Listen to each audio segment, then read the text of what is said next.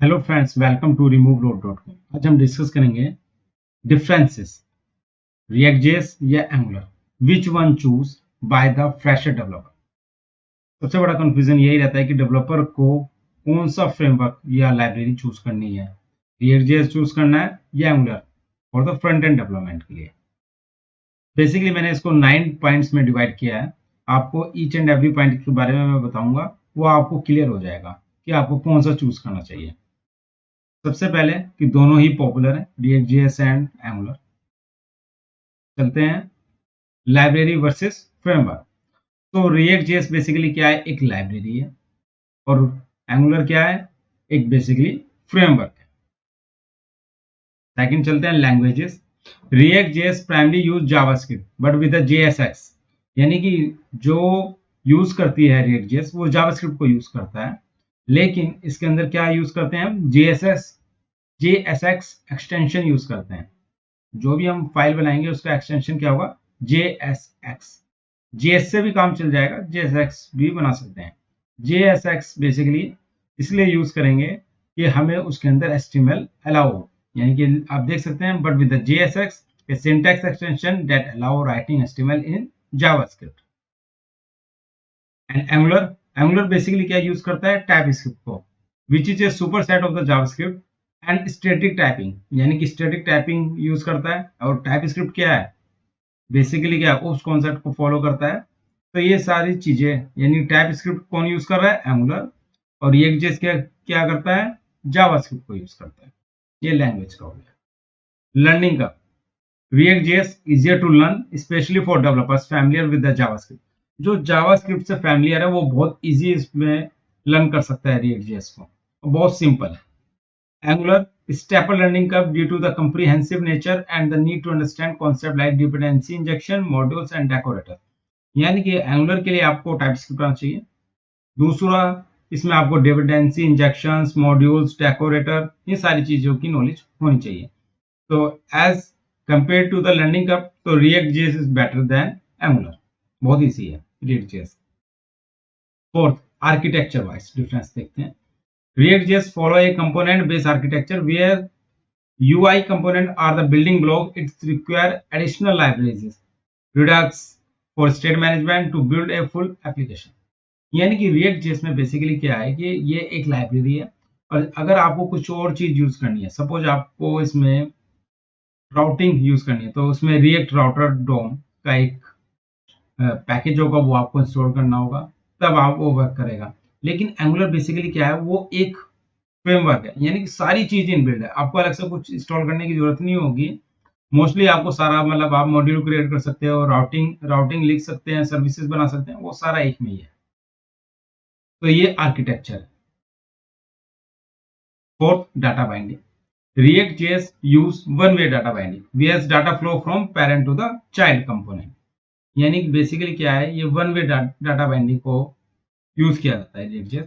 Angular basically use करता है two way data binding, यानी पेरेंट टू चाइल्ड और चाइल्ड टू पेरेंट।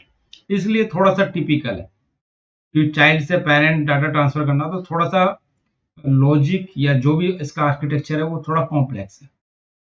तो इसके लिए भी मैं बोलूंगा कि डाटा बाइंडिंग के लिए React.js इज बेटर, इजी है, मतलब इजिली बेटर बोल रहा हूँ। Performance, React.js known for the high performance due to the virtual DOM। इसमें React.js में एक कॉन्सेप्ट है, बेसिकली ये फॉलो करता है वर्चुअल डोम, जबकि Angular वर्चुअल डोम का कॉन्सेप्ट नहीं है। यानी कि कोई भी चीज अपडेट करनी है, कोई भी डाटा आपको अपडेट करना है, स्पेसिफिक, सपोज आपने कोई डाटा अपडेट किया, सपोज आपने नेम अपडेट किया जॉन एक फॉर्म के अंदर, तो क्या करेगा, ये सिर्फ उसी नेम को ये अपडेट करेगा, यानी कि और किसी भी फील्ड्स में दोबारा से उसको अपडेट या रिलोड नहीं करेगा। तो React.js is better than Angular। इसकी परफॉर्मेंस भी Angular की अच्छी है, but two way data binding हम यूज कर रहे हैं, तो इससे क्या हो रहा है कि परफॉर्मेंस थोड़ी सी डाउन हो जाती है as compare to the React.js। Community and popularity, React.js has a large and more active community with a widespread adoption in startups and large enterprise alike। यानी कि बहुत ही इसकी मोर एक्टिव कम्युनिटी है React.js की। Same Angular का भी वही है, इसकी भी स्ट्रॉन्ग कम्युनिटी है। और एंगुलर इस समय अब धीरे-धीरे और ज़्यादा पॉपुलर हो रहा है। क्यों? क्योंकि ये बहुत सारी चीज़ें अपडेट कर रहा है। जैसे इसका एंगुलर 17, 18, 19 ये वर्ज़न आ रहे हैं। तो उसमें न्यू कुछ फीचर्स लेके आ रहा है, जो कि फ़ॉलो करते हैं एज़ लाइक रिएक्ट जेएस। यानी किसी ने रिएक्ट पे काम किया है, तो उसको लगेगा कि एंगुलर भी रिएक्ट जैसे कुछ चीज़ों को ला रहा है अपने अपने फ्रेमवर्क के अंदर। तो मैं इसमें भी बोलूँगा कि React JS is better better है as compare to the angular.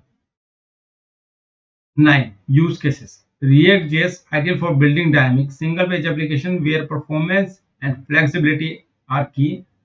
Commonly used by the companies like Facebook, Instagram, and Airbnb. Basically react JS जो डेवलप किया है वो फेसबुक ने डेवलप किया है, तो वो अपने फेसबुक, इंस्टाग्राम सब में यूज कर रहा है।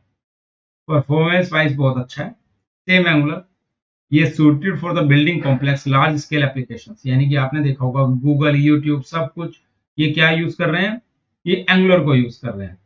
तो परफॉर्मेंस तो इनकी भी बहुत अच्छी है, लेकिन बस वर्चुअल डोम का एक कॉन्सेप्ट एक्स्ट्रा ऐड है रिएक्ट जेएस में, तो जिससे इसकी परफॉर्मेंस थोड़ी ज्यादा बेटर है as compare to the angular.